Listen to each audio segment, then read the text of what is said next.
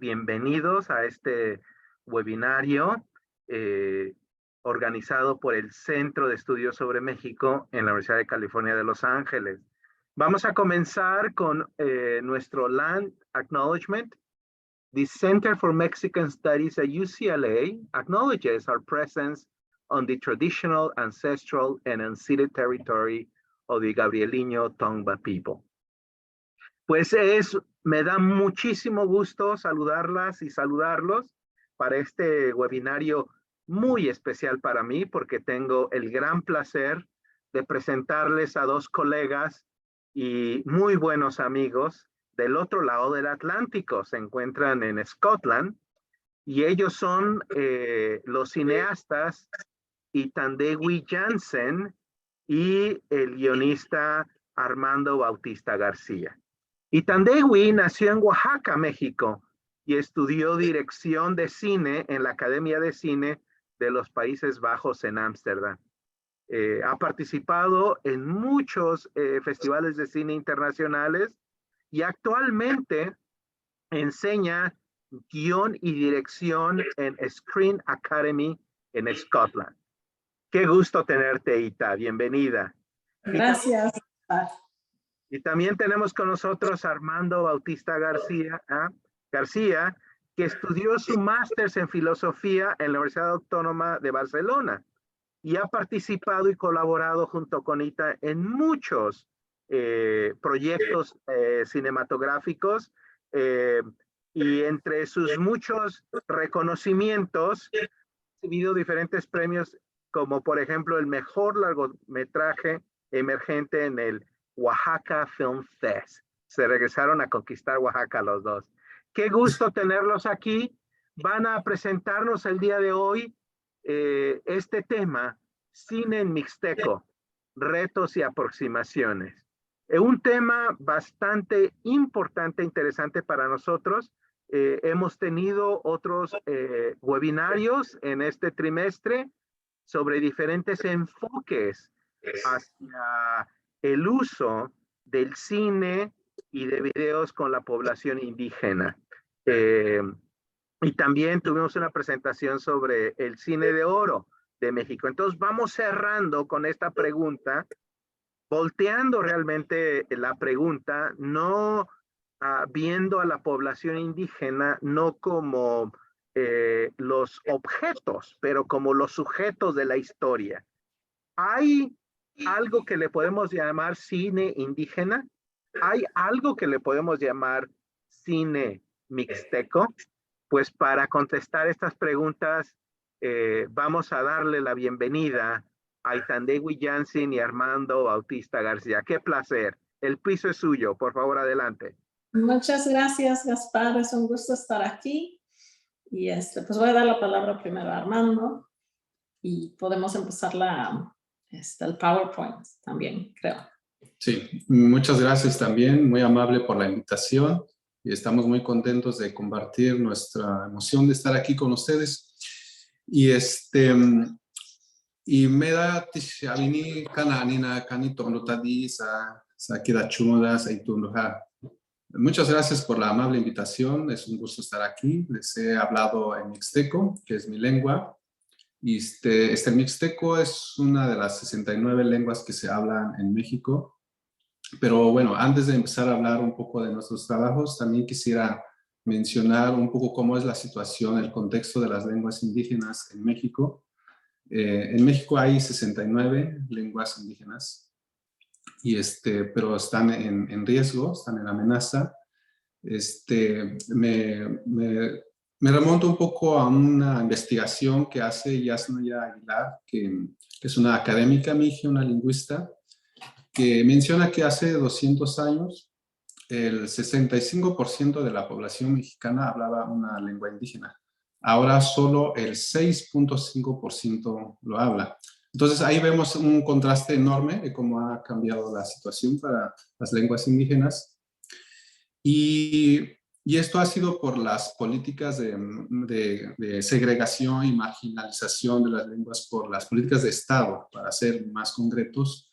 Y ello ha sido por bueno, yo mismo puedo contestar cómo ha sido a través de un ejemplo. Por ejemplo, yo en mi comunidad de Santa María Pasto, cuando yo iba en la primaria, los maestros nos obligaban a hablar el español en las aulas y llegaron a golpearnos cuando hablábamos nuestra lengua. Entonces, este miedo, digamos, de hablar el mixteco en las aulas como que fue creciendo y fuimos perdiendo espacios de habla.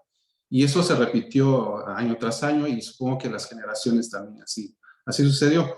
Y entonces las lenguas, en este caso el mixteco, pues se ha ido reduciendo el número de hablantes y eso es un poco alarmante. Pero bueno, yo salí de mi pueblo, cuando tenía 10, 11 años, salí a la Ciudad de México para buscar otras oportunidades de vida también y para seguir con mis estudios de secundaria. Pero al volver, después de hacer una licenciatura en filosofía, volví y empecé a tener conversaciones con los abuelos, con mis padres, con excompañeros también, y fui a autoridad municipal, y a través de estas conversaciones pues me surgió la idea de escribir el mixteco, y yo dije, bueno, ¿por qué no escribir algo? Y entonces empecé a escribir obras de teatro. Yo empecé a escribir obras de teatro antes de escribir cine, y empecé a escribir cine cuando conocí a Itandiri en el 2006. Bueno, ella hablará de cómo fue esta lógica, esta conversación que tuvimos para empezar proyectos de cine. Bueno, muchas gracias. ¿Me pasas el siguiente slide, por favor, Gaspar? Yo no hablo mixteco. Mi madre habla mixteco y yo crecí fuera de México, en Holanda, y aprendí español, pero no aprendí mixteco. Pero siempre estuve consciente de que mi madre me contaba situaciones similares a las que acaba de comentar Armando, donde la lengua era prohibida, donde había castigos si se hablaba, donde cada vez había menos espacio para hablar la lengua, y para ella era muy importante tratar de rescatar o revitalizar la lengua. Entonces siempre tuve esa conciencia de que la lengua era importante para mi madre, y también siempre hubo un poco la tristeza de que yo no lo logré aprender estando lejos de una comunidad mixteca. Hay que tomar en cuenta que también para aprender un idioma uno generalmente recurre a medios, a radio, a revistas, a libros, y cuando yo crecí en Holanda nada de eso estaba disponible. La primera película que yo hice en mixteco la hice junto con mi madre y fue completamente accidental en realidad. Me encargaron de la Secretaría de Turismo de Oaxaca hacer un video sobre un personaje mixteco que aparece en los códices para promover el turismo en la región. Y este video puse los diferentes enlaces por si quieren verlos, y me los puedo poner al rato en el chat, por si no los pueden copiar. Este video, la idea era que iba a tener una voz en off, era un documental, iba a tener una voz en off en español, pero la actriz que iba a hacer la voz en off no estaba disponible porque estaba en una novela, en una telenovela, entonces continuamente no podía llegar al llamado, y como de por sí teníamos el estudio, yo en algún momento le dije a mi madre, oye, ya que está el estudio, ¿por qué no hacemos una voz en off en mixteco mientras? Entonces ella redactó su texto en mixteco y ella lo leyó, y así surgió la primera idea de hacer un documental, cortometraje de 20 minutos que estaba hablado en mixteco. La versión en español está narrada en español, entonces tenía yo una versión en mixteco con subtítulos al inglés, y hasta hoy en día en realidad no he remediado este asunto, así que lo que está en línea es una versión en mixteco con subtítulos al inglés. En algún momento debería yo de subtitularlo al español, creo. Entonces esto fue la primera vez que yo traté de hacer un trabajo en mixteco, y de ahí surgió la idea de seguir trabajando juntas, y mi madre y yo hicimos un documental sobre su comunidad, Chalcatongo de Hidalgo. Podemos ir al siguiente slide, que se llama El rebozo de mi madre, y es realmente un retrato de la comunidad de mi madre. Es un retrato documental de 1 hora, y lo que hicimos para el documental es que le pedimos a todas las personas que entrevistamos que escogieran en qué idioma querían ser entrevistados. Entonces algunas personas hablan en español, algunas personas hablan en mixteco y mi propia voz es en holandés, porque sentí que eso era el idioma en el que yo me sentía en aquel entonces más cómoda. Entonces era lógico hacerlo en holandés. Entonces una película multilingüe con holandés, un poquito, español y mixteco. Y la película se terminó en el 2006 y yo la estaba presentando en un festival cultural cuando conocí a Armando, que estaba presentando una obra de teatro que escribió en mixteco, pero terminó presentando en español porque no encontró actores que hablasen mixteco. Y eso ha sido algo que nos ha sucedido una y otra vez. Ha sido una cuestión recurrente de que es difícil encontrar los actores en mixteco para hacer una obra dramática. Entonces, Armando en aquel momento le pareció que podríamos tal vez tratar de hacer cine en mixteco, ya que eso permitiría subtítulos. Y a mí me interesaba pasar del documental al drama. Entonces, el primer cortometraje que hicimos, sí, el siguiente slide está bien. El primer cortometraje que hicimos es El Último Consejo. Antes de hacer El Último Consejo, tratamos de hacer un largometraje que se llamaba Dios no estaba allí. Sí, era una obra escrita originalmente en mixteco, totalmente en mixteco. Dios no estaba allí. Sí, allí. Dios no estaba ahí se llamaba, era una obra de teatro, pero lo presentamos con varios productores, pero solamente uno se interesó, pero nos dijo a la primera cita, esto no se puede hacer en mixteco, tiene que ser en español. Y ahí nos dimos cuenta, un primer obstáculo, esto es un detalle que tenemos que tomar en cuenta para nuestros siguientes proyectos. La razón que el productor no quería hacerlo en mixteco es porque él sentía que no iba a haber público, entonces que por lo tanto no lo iba a lograr financiar. Entonces nos dijo, podemos hacer esta película, Dios no estaba allí, y Tandewi la puede dirigir, me gusta el guión de Armando, pero va a tener que ser en español. Además de que no hay actores que hablan mixteco. Entonces eso fue nuestro primer encuentro con, digamos, la producción industrial, con la industria de cine, donde, la pregunta, bueno, ¿podemos hacer una película en mixteco? La contestación fue no, en realidad no estamos dispuestos a apoyar algo así. Entonces decidimos hacer un cortometraje, El Último Consejo, que realizamos con básicamente actores que no tenían formación profesional. Entonces, personas de la comunidad que tuvieron interés o ganas de participar en este cortometraje. Y era también un guión de Armando. Sí, igual esta era una obra escrita tanto en español y en mixteco, y desde luego para que hubiera comunicación con el cast y club, lo traduje al español. Pero tomé en cuenta que había en mi mente estaba el doctor Ubaldo López García, que es investigador de la cultura mixteca y es experto, ha analizado los discursos ceremoniales sobre la entrega de autoridad, sobre los pedimentos. Y entonces pensé en un personaje para él y escribí esa parte en mixteco sabiendo que él podría reescribir a su versión porque él tenía experiencia como autoridad municipal. Entonces dejé esa parte solamente en mixteco para él y todo lo demás fue escrito en español. Y me inspiré de un acontecimiento que pasó en mi comunidad. Por ejemplo, yo recuerdo que me contaron que en algún momento se robaron el dinero del pueblo. Y eso me inquietó mucho y lo convertí en una historia. Y entonces traté de abordar temas como qué es la ética, el poder, sobre cómo salvaguardar los bienes comunitarios. Entonces, de eso trata un poco El Último Consejo. Y una vez que conversé con Itandewi, bueno, dijimos, hay que hacerlo en un corto, y entonces la dinámica empezó así. Ella pensó en una visualización como directora del proyecto. Sí, una de las cosas que hicimos ahí es que, bueno, como mencionaba Armando, es un cortometraje que trata sobre un cambio de autoridad. Y pensamos que había un cabildo un poco más tradicional, donde todas las personas que participaban en ese cabildo más tradicional que estaba entregando la autoridad al siguiente cabildo, ellos hablarían mixteco y el siguiente cabildo hablaría español. Hicimos también un cambio generacional como para remarcar, digamos, la diferencia entre tradición y modernidad. y pensamos que también coincidiría un poco con lo que está pasando en la región, en el sentido de que son especialmente las personas mayores las que hablan mixteco y muchos jóvenes ya no lo hablan.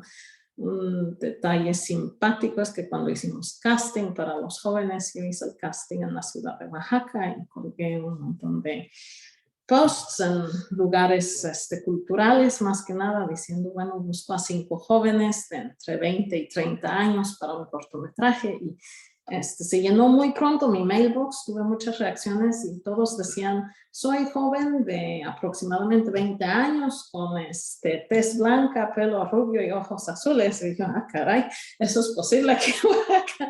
Entonces volví a regresar a todos estos sitios para explicitar, busco a jóvenes con rasgos indígenas para un cortometraje que acontece en una comunidad indígena de entre 20 y 30 años. Y en ese momento ya no más digo un solo actor, que es el joven que tiene el pullover rojo ahí en el fondo de esa foto. Él llegó por ese llamado, y los demás de los jóvenes los encontramos en la comunidad preguntando, Sí. ¿alguien quiere participar en este corto?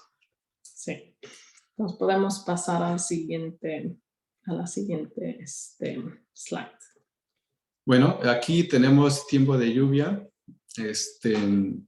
Esta historia surge por una vivencia propia. Cuando yo migré, cuando tenía 10 años, fui a la Ciudad de México por primera vez, entonces eso me marcó mucho, y yo sentía que podía o debía contarlo en una historia. Entonces empecé a construir también un guión, pero además hice investigación también con charlas con la gente de la comunidad, con curanderas, y empecé a registrar anécdotas, experiencias de migración, y todo eso me inspiró mucho, además, y me di cuenta que no era una historia mía nada más, sino pues de mucha gente, ¿no? De generaciones completas que tuvieron sus propios deseos de ir a la ciudad y buscar oportunidades también.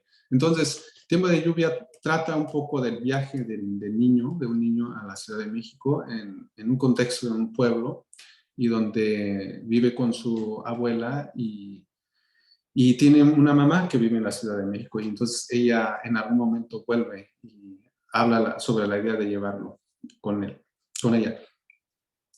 Y bueno, entonces Itandegui pues la dirigió, y fue nuestro primer largometraje, y hicimos casting, tomamos en cuenta tomamos la idea de incluir a la actriz Ángeles Cruz, que es mixteca también, y la grabación se hizo en Santiago Acuala, también del pueblo del doctor Ubaldo, que ya estuvo en el corto del último consejo. Podemos pasar al siguiente slide.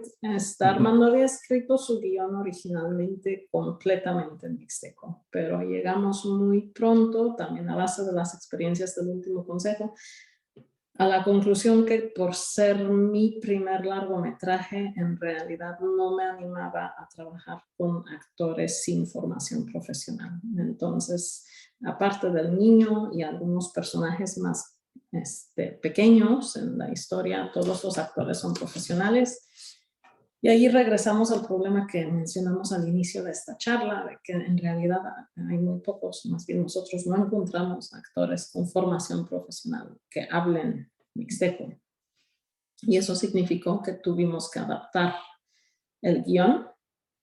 Y la manera en que decidimos adaptar el guión es que decidimos que todos los textos de el personaje de Ángeles, Soledad, se llama, es una curandera en una comunidad, que los textos, digamos, ceremoniosos, rituales, las canciones y los rezos iban a ser en mixteco, pero todos los diálogos iban a ser en español. Entonces tomamos la decisión de darle como una presencia casi espiritual al mixteco, en donde todo lo que es el mixteco tiene algún sentido o espiritual o religioso o afectivo. Para mantener el mixteco en la película, pero sabiendo que no íbamos a poder filmar toda la película en mixteco con mi poca experiencia de dirección y con la ausencia de actores formados de manera profesional en mixteco. Lo que sucedió con el mixteco de Ángeles es que Ángeles habla otro mixteco que Armando. Sí, yo le pasé el guión con mi variante de Apasco, Santiago Apuala, pero ella es de San Miguel el Grande, distrito de Tlaxiaco. Entonces ella tuvo que adaptar a su variante esos diálogos y ella trabajó obviamente con una persona de su comunidad. Entonces ensayó y cuando ya se hizo la grabación en Santiago Apuala, la actriz Alejandra Herrera, ella practicó en mi variante. Entonces, en las conversaciones, cuando están ellas dos, hay dos tipos de mixteco. Entonces, la de San Miguel el Grande y la de Santiago Apuala. Sí, esto no fue planeado, nunca fue la idea de que iban a haber los mixtecos. La idea era que los diálogos entre Alejandra y Ángeles Cruz, o entre los personajes de Soledad y Sofía, Adela, iban a ser en español. Pero la actriz pensó, llegando a la comunidad, que en realidad su personaje podría sentir la necesidad de volver a hablar mixteco. Y a mí me gustó esa idea, pero no estaba la asesora de Ángeles, ni la persona con quien ella trabajó, entonces no había manera de lograr diálogos en el mixteco de San Miguel el Grande. Nomás estaba Armando. Y entonces ahorita hay dos versiones de mixteco entre madre e hija, que no es lo más adecuado, pero a la vez por razones, digamos, simbólicos, pensamos que preferimos hacerlo de esa manera en vez de tener los diálogos nada más en español. Sí. Pero claro, en términos realistas, no es del todo congruente que madre e hija hablen dos mixtecos diferentes. Eso simplemente fue la consecuencia de las condiciones de producción. Solo como un dato, sabemos que el mixteco tiene más de 40 variantes. Es decir, que yo no podía entender la variante de San Miguel el Grande. No a la primera, entonces tenía que hacer mucho esfuerzo. Por eso los mixtecos son diferentes ahí. Hay diferentes variantes de mixteco. Sí. Y eso es otro nuevo reto. Como mencionamos, un reto que encontramos primero era encontrar la disposición para hacer cine en mixteco. Una siguiente era pues encontrar a los actores con quienes hacer cine en mixteco, y la siguiente en realidad es cuál variante escoger. Entonces hay muchas decisiones creativas que uno tiene que pensar cuando uno decide que uno quiere hacer una película ficcionalizada en mixteco. Para las primeras dos películas que yo hice, que eran documental, fue ligeramente distinto porque las personas hablaban la variante que ellos hablaban y simplemente tradujimos, pero ya en el momento en que uno ficcionaliza cosas, entran un montón de cuestiones que uno no piensa a primera vista. Podemos pasar al siguiente slide. Estas son algunas de las muestras que realizamos en las comunidades. Llevamos a tiempo de lluvia a diferentes universidades, también a Puala mismo. También se mostró en Oaxaca, entonces hicimos un pequeño giro con la película en las diferentes comunidades, y en términos generales creo que la recepción fue positiva. Muchas personas reconocieron elementos de la historia. Efectivamente hay muchos casos de migración, entonces ya sea que las personas mismas habían migrado, o sus padres, o sus hijos, entonces era un tema que para muchos era reconocible y creaba cierta conexión. Sí. Nos podemos pasar a la siguiente. Bueno, y luego tenemos otro cortometraje que se llama Quinchen Rutsa, El Caracol y el Tiempo. Aquí me surgió la idea. Primero empecé a escribir algo con nostalgia, digamos, sobre los cambios del entorno por razones climáticas. Esto sucedió porque empecé a darme cuenta que cierta flora y fauna empezó a desaparecer en mi pueblo, y eso como que me impactó mucho. Por ejemplo, antes yo veía reptiles calentándose en el sol, pero ahora ya no están, y es muy triste. La verdad, ves nada más solamente rocas, piedras, pero no hay nada, no hay vida, y eso me impactó mucho. Entonces empecé a escribir un texto poético en un tono nostálgico sobre este hecho. Y una vez que tuve el texto, totalmente en mixteco, desde luego, platiqué con Itandewi y ella empezó a crear imágenes, a grabar escenas en relación a ese texto, y después ya empezamos y después ella lo editó y yo vi la edición y empecé otra vez a transformar el lenguaje y los textos, y hubo una reescritura en ese sentido.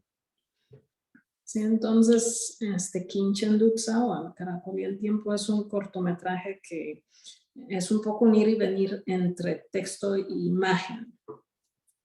Y una de las cosas que Armando mencionó cuando me comentó de los textos que estaba escribiendo es que él sentía que parte de esta flora y fauna había desaparecido de su comunidad por sequía y que la sequía posible o probablemente era o es consecuencia del cambio climático. Entonces, al escuchar esto, pensé, bueno, entonces en ese caso no podemos hacer una película que tenga una, digamos, huella de carbono muy intensa, ¿no? Nos tomaría otra presentación hablar sobre la polución que produce el cine industrial, pero la verdad es que el cine industrial es sumamente contaminante. Una película de Hollywood produce aproximadamente 3.000 toneladas de carbono, que es lo que producen 300 familias en el Reino Unido durante un año completo, ¿no? Entonces es muy alto. Es inmenso.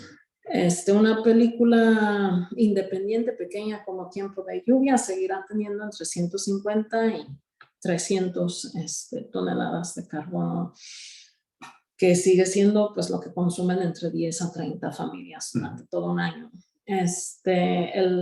La huella de carbono se produce más que nada por el uso de luz artificial, entonces la energía que se consume para hacer el cine, pero también la construcción de sets.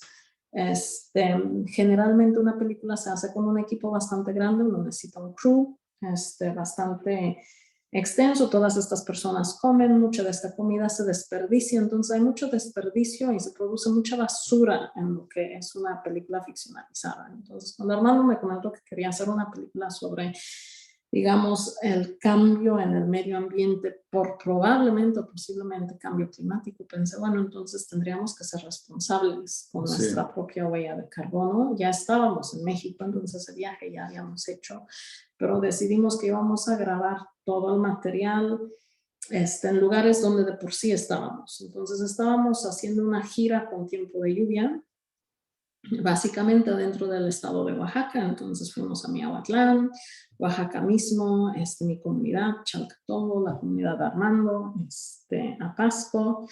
Estuvimos en Huatulco, entonces filmamos mientras estábamos haciendo la gira de la presentación de Tiempo de Lluvia. No construimos ningún set, no compramos ningún prop, solo esa concha en Huatulco. Y no compramos ninguna pieza de vestuario. Tampoco no agregamos ninguna luz artificial. No, equipo entonces técnico fue un experimento en hacer cine muy reducido y cine muy minimalista, más que nada por una preocupación con el medio ambiente. Y como mencionaba Armando, lo que hicimos con el Mixteco es que él me narró en español de qué trataban sus escritos. Yo a base de eso pensé en un concepto visual y le mostré las diferentes ediciones, y cuando los dos pensamos que la edición estaba lista, él volvió a reescribir sus textos para que coincidieran con la imagen. Él las tradujo al español y yo las traduje al inglés. Entonces, esa es otra cuestión cuando uno trabaja con el Mixteco, ¿no? ¿Quién va a hacer la traducción? ¿Qué tantas traducciones van a haber? ¿Cuáles son los pasos? Y a veces uno encuentra que hay cosas que son difíciles de traducir. Claro, eso se pierde también. Y en ambos sentidos, tanto del español hacia el mixteco como del mixteco hacia el español, a veces la traducción puede ser complicada o puede ser un reto también. Y la otra cosa es la presentación de la traducción o de los subtítulos. Nos ha pasado seguido que en festivales en México no piensan en poner los subtítulos en español y nada más ponen los subtítulos en inglés, porque asumen que como es una película mexicana, la lengua va a ser el español. Exacto. Y entonces siempre se les olvida a todo el mundo poder poner los subtítulos adecuados. Entonces eso es una cuestión con que también seguimos hemos topado. Podemos pasar a la siguiente. La siguiente. Estas son algunas de las muestras de Kinchen Dutsa. Tuvo una gira bastante amplia. Nosotros nunca acompañamos a la película, en parte por COVID y en parte también por cierta responsabilidad de no querer hacer el viaje nomás para ir a ver las muestras, pero que yo sepa se ha recibido relativamente bien. El cortometraje viajó mucho, sí nosotros, pero el cortometraje mismo sí viajó.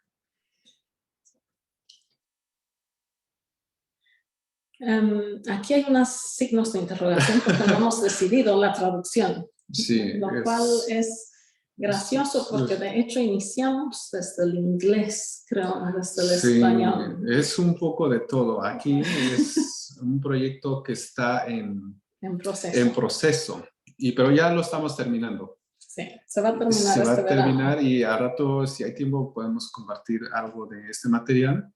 Pero puedo mencionar un poco el título. Literalmente significa, puedo mencionar Itu, significa lugar donde se siembra. Nino es arriba o hacia arriba. Entonces, es un lugar donde se siembra, pero está hacia arriba, puede ser hacia los montes. Y se siembra, puede ser frijol, maíz. Entonces, es complejo involucrar todo eso en una traducción en español o en inglés. Además, yo pedí ese título con una pregunta específica. La historia empiezo con la historia. La historia es inspirada parcialmente por el cortometraje anterior que hicimos, Kinchen Lutza, o El Caracol y el Tiempo, en el sentido de que pensamos que queríamos tratar de hacer un largometraje. Empezamos con esa idea antes de tener un guión, pensamos que queríamos tratar de hacer un largometraje con una huella de carbono muy pequeña. Entonces, ¿qué sucedería si tratáramos de hacer una película filmada en locaciones a las que se pudiera caminar?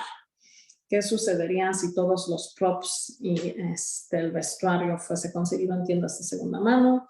¿Qué sucedería si toda la fotografía sería con luz natural?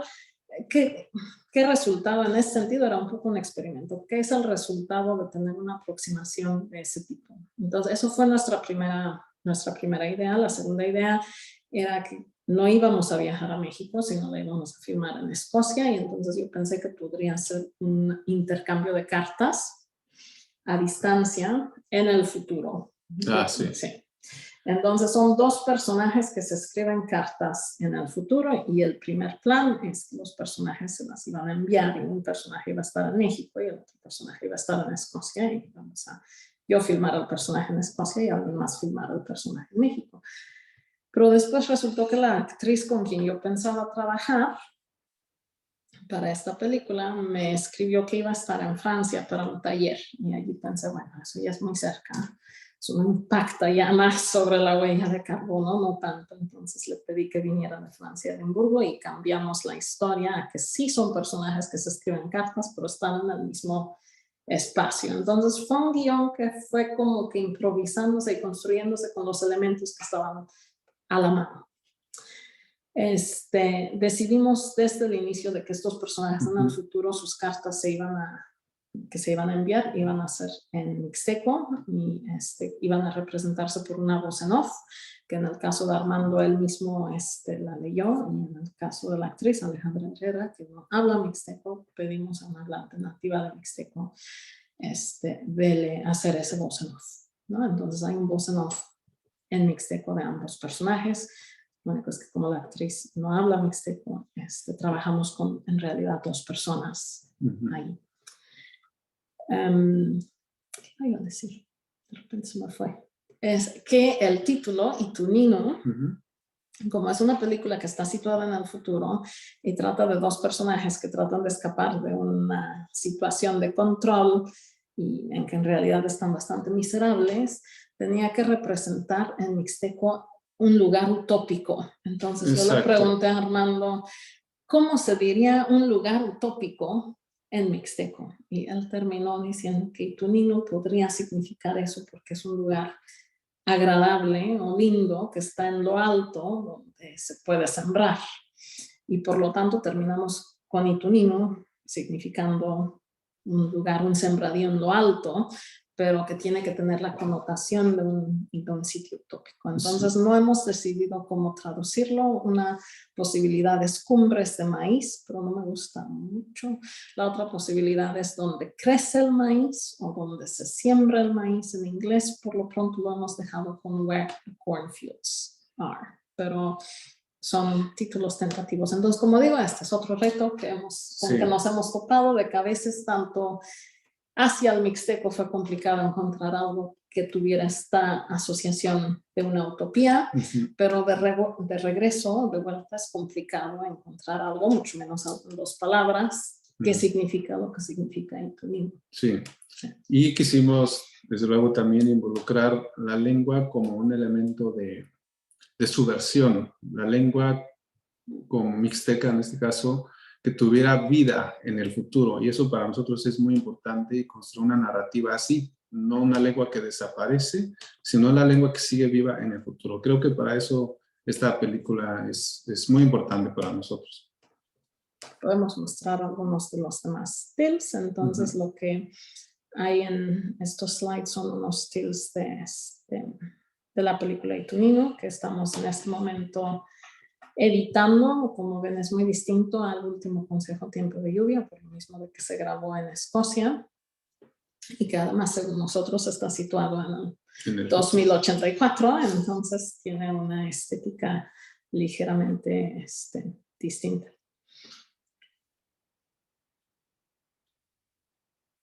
Y todo fue filmado en las calles el barrio donde estamos actualmente, que se llama Leith. Trata de 2 migrantes que migraron por razones de cambio climático, y un dato preocupante es que nuestro barrio de Leith probablemente para el 2050 se va a inundar. Sí. Entonces, esta es la última, creo, hay una más, creo. Sí, esta es otra. Entonces, nos gustaría mostrar un fragmento. Como digo, no hemos terminado la película, estamos en las últimas fases, pero tenemos un fragmento que quisiéramos compartir, y es la primera carta que escribe uno de los personajes.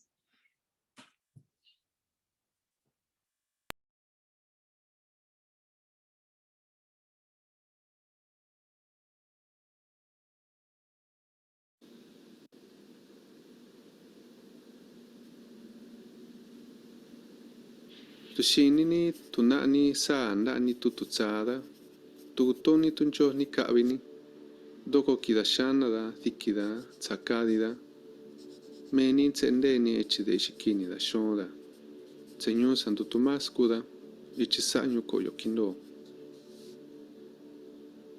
sa daño yata kisa sajichi sakayo ndo kiondoa ditu shani da shikwada shinokida ve itu kititata dakindo kadi ndo sakendo kwando zakiyuka to enka shinida kada na idabishi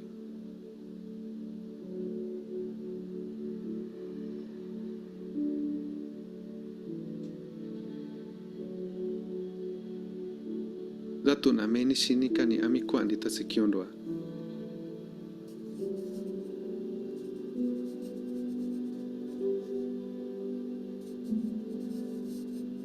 wanini sasa nitondo habita wagatuma kando tsani etutu sashikonene tunchoshi nikinitando wanina nitando ichikano nani Orwell Street She Hosle Crescent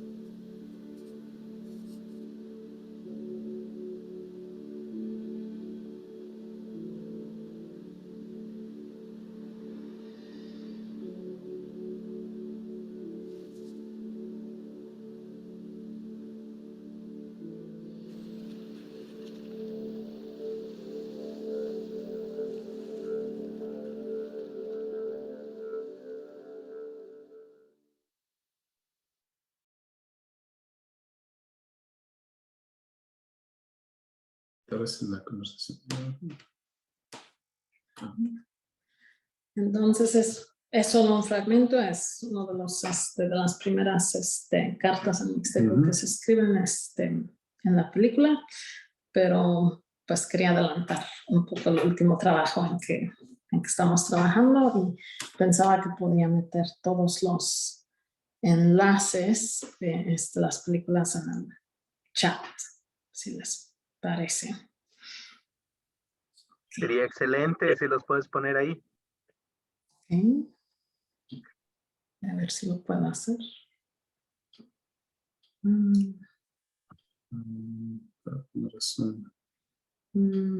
¿Cómo lo hago para...? Si puedes poner abrir el chat y ahí, Y ahí meterlo. Listo. o también, si no puedes, también le podemos pedir a Ari a ver si ella puede. Los tenemos en un mensaje. Sí, los puedo buscar y mientras paro mi video tantito. Ok. Si podemos entrar ahora a la sesión de preguntas, también hemos compartido en el chat una encuesta, si nos pueden ayudar, si abren el chat, Ari puso ahí una encuesta que nos ayuda mucho a tener un registro de cómo le están gustando estos programas, la programación que tenemos. Y si podemos tenerlos de regreso. Sí, aquí estamos. Excelente, excelente. ¿Por qué no comenzamos con preguntas? Y ya les voy a pedir a la audiencia si pueden poner sus preguntas en la sección de preguntas. Ya tenemos unas cuantas, vamos a dejar que se acumulen. Y ya pusieron en el chat también varios vínculos. Pues yo nada más quería abrir esta sección pues con la pregunta inicial, ¿verdad? De que si existe un cine indígena, si existe un cine mixteco y cómo se definiría ese cine. Entonces yo creo que ustedes hablaron a profundidad de que la respuesta es complicada, ¿verdad? No solamente se trata de tener la idea, pero también cómo realizas este tipo de cine cuando no se tiene una infraestructura desde, por ejemplo, actores profesionales, ¿verdad? Que tuvieron que improvisar mucho.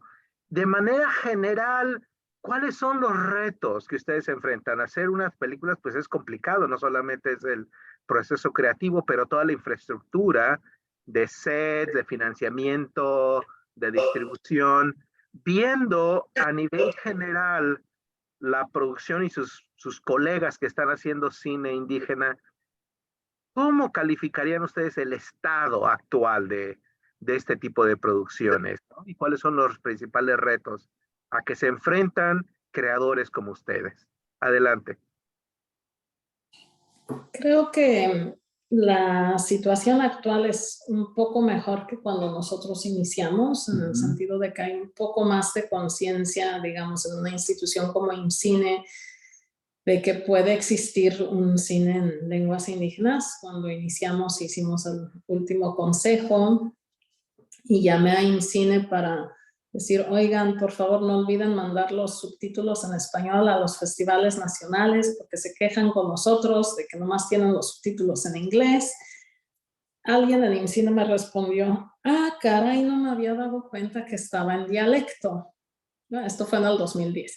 Y creo que mientras eso cambió, creo que mientras hay un interés por películas que son hechas en otras lenguas que no son el español, lenguas indígenas, y también hay fondos para ello y también hay más conciencia de que, que son lenguas minorizadas.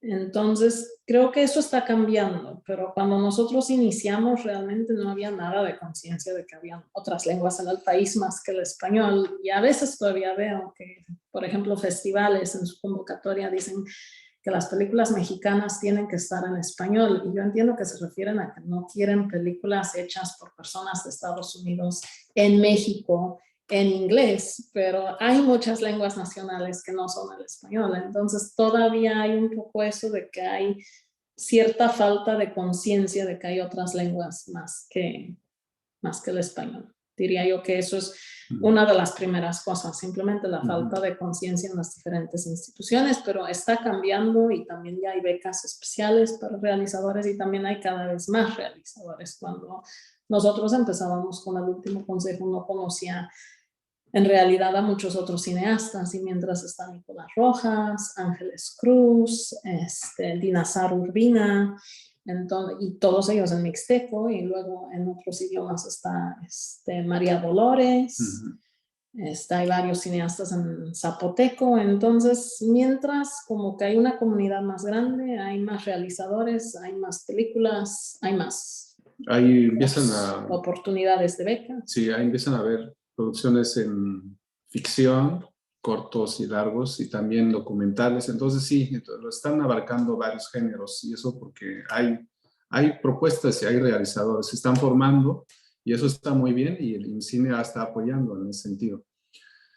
Y obviamente la distribución sí es un asunto también, ¿no? Y también la producción, porque falta el financiamiento para hacer cine, se necesita mucho tiempo, mucho equipo, mucha gente, y eso pues cuesta cierto presupuesto, la verdad, y es poco a poco, y se requiere de más tiempo también para formarnos y para conseguir una financiación adecuada para cada proyecto.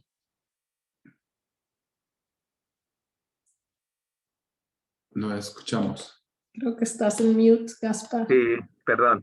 Gracias por esa respuesta. Ya tenemos varias preguntas en la sección y ya nos dice, por ejemplo, Andrea, que dejen el título así, en mixteco, de la última película. Es bastante político. En mixteco sí, pero la traducción Sí. es la que no tenemos. Entonces, y tu niño se va a quedar, pero la traducción no la tenemos. No sabemos cómo traducirlo. Podemos no traducirlo. También, eso puede ser. También eso sería una opción. Varias personas están preguntando dónde pueden encontrar las películas para verlas. Sí, los puse en el chat. Y están entonces, el último consejo, El rebozo de mi madre y Quinchendutza están libres en línea. Me temo que Tiempo de lluvia no está libre en línea. Está en iTunes y está en... Pero está libre en Amazon. México. Está libre en México en Filmin Latino y está libre en el resto del mundo en una plataforma que se llama Biblioquinoa, que se especializa en libros y videos de o sobre pueblos indígenas. Y el enlace creo que también lo puse en el chat, lo puedo volver a poner si hace falta.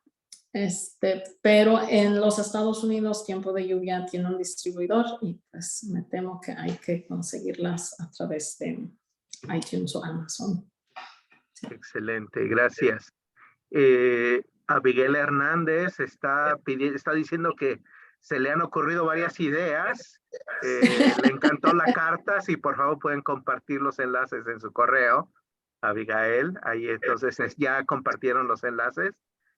Claudia Hernández dice que quiere felicitarlos por la extraordinaria labor que realizan. La lucha por cuidar y preservar las lenguas indígenas es un trabajo de todos. Mi nombre es Claudia Hernández y soy una generación de inmigrantes de la Ciudad de México. Mi familia es de Apoala y tuvo que salir por cuestiones de mejores oportunidades. Este tipo de cine podría ayudar a hablar la lengua, ya que no puedo hacer más que frases y palabras. En algún futuro, mi esposo y yo queremos trabajar en colaboración con ustedes. Él es comunicador social, pues ahí está una fan que quiere enlazarse con ustedes. Mi colega aquí de la UCLA, Luz de la Torre, ¿cuáles son las temáticas que prevén trabajar en el futuro? Uy, bueno, y tu Nino, que estamos terminando, es una película sobre, bueno, en realidad está situada en un contexto de cambio climático, pero en realidad trata de la soledad de hablar una lengua que nadie más habla. Entonces son dos migrantes que son los únicos que hablan mixteco en este nuevo país y se trata de la soledad que uno puede llegar a sentir si uno es la única persona que en este espacio habla cierto idioma. Que mientras a mí también me sucede con el holandés, porque como dije, yo crecí en Holanda mientras vivo en Escocia, pues no he conocido a muchos holandeses todavía aquí, entonces... Yo tampoco he conocido a muchos mixtecos, entonces estamos igual. Estamos igual. Entonces, trata un poco de esa situación.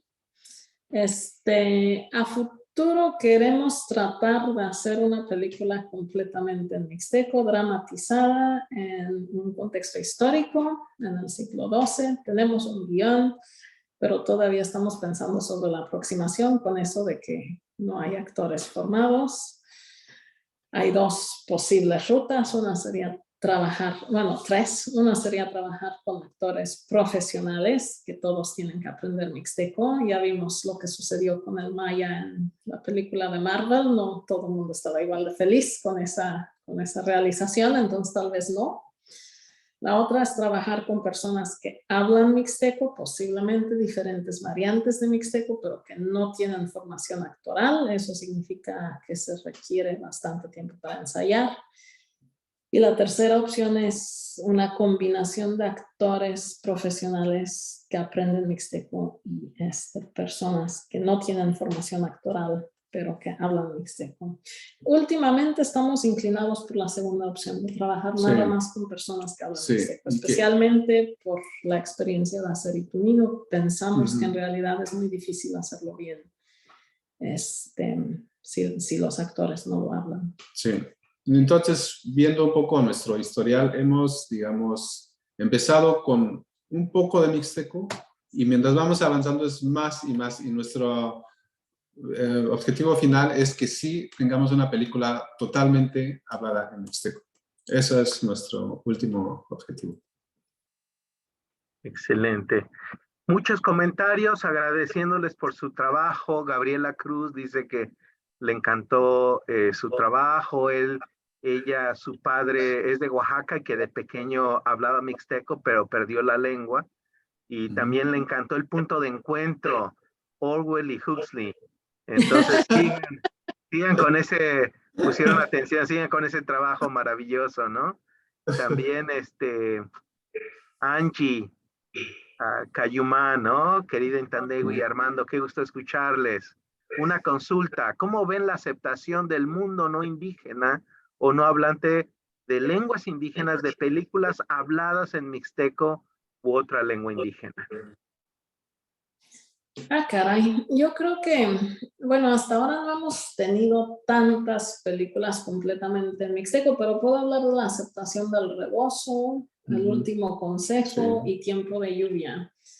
Y el Rebozo se mostró en pocos festivales y a muchos no fui porque todavía eran muy caros los viajes en aquel entonces, mientras con EasyJet y con las líneas baratas uno viaja más, que no es muy bueno para el planeta, por cierto, pero en aquel entonces el único festival en que yo mostré en persona el Rebozo fue de hecho en Holanda, y la gran mayoría del público pues no era mexicano ni siquiera, era un público mezclado holandés.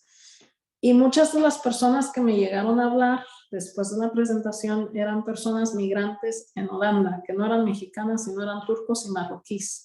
Y me dijeron que la película les recordó mucho de sus propias vivencias y de sus abuelos y de las comunidades de las que habían migrado sus padres. Entonces ahí había una conexión afectiva diferente, que no tenía que ver ni con el idioma, ni con la comunidad, sino más bien con una experiencia compartida de migración. El Último Consejo lo mostramos en varios festivales en México, donde justo no se pusieron los subtítulos y las personas nos reclamaron de que por qué no estaba subtitulado el mixteco. Eso es un reclamo que seguido nos llegó, porque en cine no pensaban poner los subtítulos en español. Creo que la recepción fue bastante interesante en el sentido de que ahí nadie se enfocó mucho a lo mixteco o a fuerzas ni siquiera a lo indígena, porque era una fábula que trata sobre qué hacer con los bienes comunales, qué hacer con el dinero que pertenece a una comunidad, y la hicimos en el 2012 justo por épocas de elecciones en México, y todo el mundo sí lo reconoció en ese sentido, incluso aunque no hablara una lengua indígena, no viniera de una comunidad, todo el mundo lo agarró como un tema, como para discutir cuál es la responsabilidad de nuestros políticos. De nuestros gobernantes, y cuál debería ser la reacción de una sociedad cuando sus bienes están siendo amenazados, digamos, ¿no? Entonces, el Último Consejo, digamos, aborda eso y fue muy reconocido. Yo recuerdo en algún momento en un lugar se mostró y un público, digamos, italiano reaccionó. Bueno, yo conozco esa situación, dice, me gustó mucho el corto. yo reconozco en Italia sucede igual, hay corrupción, hay gente que se roba el dinero, y bueno, se reconocen, es algo universal, digamos. Y tiempo de lluvia igual, ese lo mostramos sí en comunidades mucho, mucha gente reconoció la experiencia de migración otra vez y la fragmentación familiar a que eso conlleva, y en realidad muchas veces había mucha gente llorando en el público, la mera verdad, todo el tiempo que lo mostramos en Oaxaca todo el mundo lloró, pero en Holanda y también en el Reino Unido, donde lo mostré, hubo varias personas que inesperadamente me dijeron, ay, me llegó mucho el corazón porque mis hijos migraron a Australia, o a Nueva Zelanda, o a los Estados Unidos. Entonces, nuevamente se nota que el cine permite trascender barreras lingüísticas o espacios culturales, porque hay ciertas temáticas que son reconocibles por personas de diferentes culturas. Excelente. Raúl Romo dice que gracias por su tiempo, Intandebu y Armando, por su trabajo y por acercar al mundo a través del cine a las comunidades mixtecas que seguirán más vivas que nunca. Vialet Jarquín nos dice que en Fresno pudieron disfrutar tiempo de lluvia. Excelente. Dice que la transportó a su pueblo, a su niñez. Excelente, muchas gracias. También en Fresno. Y yo quería preguntarles, ya un poco para ir cerrando esta maravillosa conversación, viendo el panorama de producción, ¿a quiénes están siguiendo ustedes? Otros cineastas que debemos de poner atención, que están haciendo trabajo interesante en cine indígena. Y también pedir, adelante. Ángeles Cruz, obviamente, que actúa en Tiempo de Lluvia, pero aparte de ser actriz es una excelente directora, ha hecho muchos trabajos y hizo el largometraje Nudo Mixteco, que has tenido un buen recorrido, un buen recibimiento, sobre digamos, los retos lingüísticos o el hecho de que el mixteco es amenazado o fue básicamente desplazado por la escolaridad en los años 80 en la región mixteca. El que ha hecho un documental muy, muy bueno es Nicolás Rojas Sánchez. Él hizo un documental que creo que está en YouTube y se llama Snúbico. Y es un documental muy, muy bueno. Sí, es un documental que registra una realidad, efectivamente, como yo comentaba al inicio, de cómo fue la negación de las lenguas en las aulas. Entonces ahí, digamos, los entrevistados cuentan sus experiencias y tiene un valor muy, muy importante en el sentido de registro.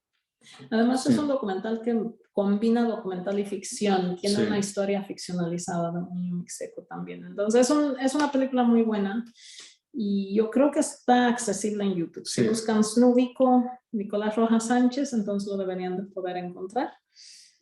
Él está haciendo un largometraje próximamente, entonces espero que en algún momento la podamos ver.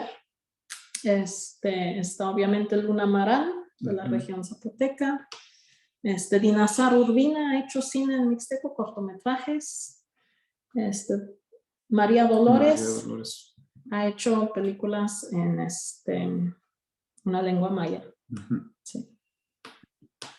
Excelente, qué bueno. Y bueno, no podemos terminar esta conversación, Ita y Armando, sin escuchar sus reacciones a la presencia indígena en Hollywood, ¿no? Desde la película Roma y Tenoch Huerta en esta película del Black Panther. ¿Cuáles han sido sus reacciones? ¿Han celebrado o han sufrido estas películas? Bueno, con respecto a Roma, creo que fue una película muy importante porque finalmente el gobierno, los diputados o senadores aprobaron las leyes que regulan el trabajo doméstico. Entonces la película visibilizó el problema de discriminación también. Entonces en ese sentido fue muy importante y creo que es una película además que registra un momento histórico de México. Entonces yo creo que el involucramiento de una actriz como Yalitza creo que es muy importante para que voces o rostros así se adentren en el cine y creo que eso es muy valioso, ¿no? Y qué bueno que Alfonso Cuarón lo hizo y nosotros también por nuestro lado lo haremos. Marvel. Marvel es más complicado. Yo creo que, honestamente, concretamente nuestro hijo se hacía mucha ilusión por tener rasgos claramente indígenas, ser muy moreno. Él sintió, ay, por fin va a haber, ¿no? una versión Black Panther indígena para personas como yo. Entonces, él cuando salió del cine estaba muy enojado. Dijo varias cosas y creo que todas son acertadas. Una fue, mamá, entendieron mal el concepto de people of color. Los pintaron todos de azul. Entonces, creo que la falta de presencia de, digamos, la fisionomía es un problema, por mucho de que tal vez los actores, pero la única persona al final que se vio con su rostro y sus rasgos es Tenoch. Todos los demás talocanes estaban de azul. Muchos tenían algo que les cubría el rostro, por lo cual no se apreciaban sus rasgos, y eso no era para nada necesario. La otra cosa que dijo es, hicieron un cultural hodgepodge.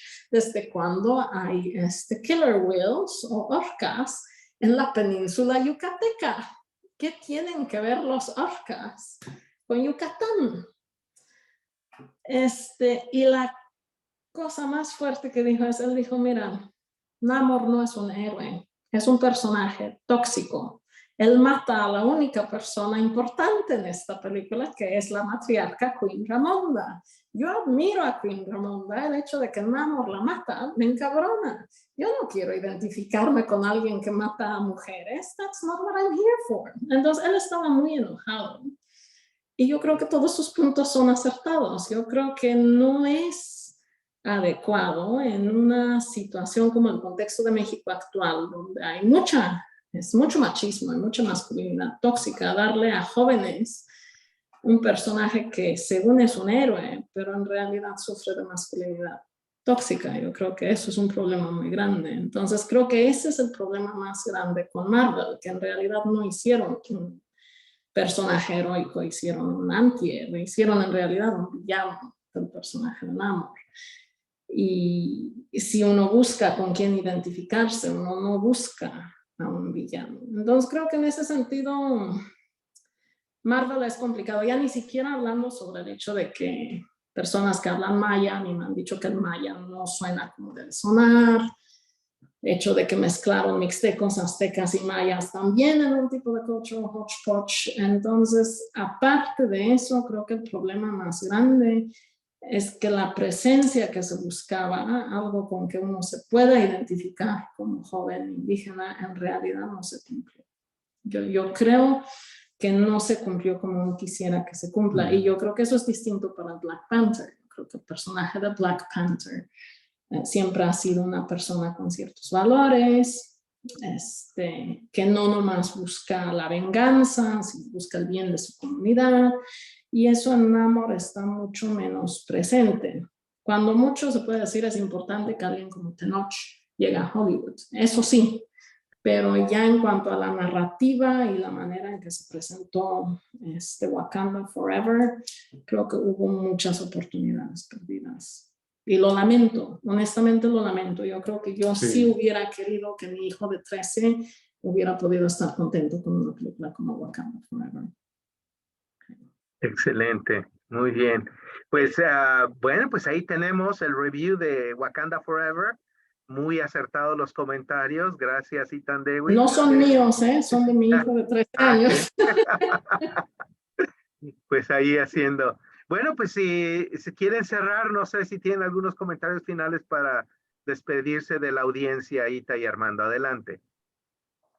Bueno, por mi parte, me gustaría decir que vamos a seguir haciendo películas de este tipo, vamos a seguir incluyendo el mixteco y vamos a seguir trabajando, incluyendo también a la comunidad y a formarnos, crear talleres más adelante, y ya verán otros proyectos.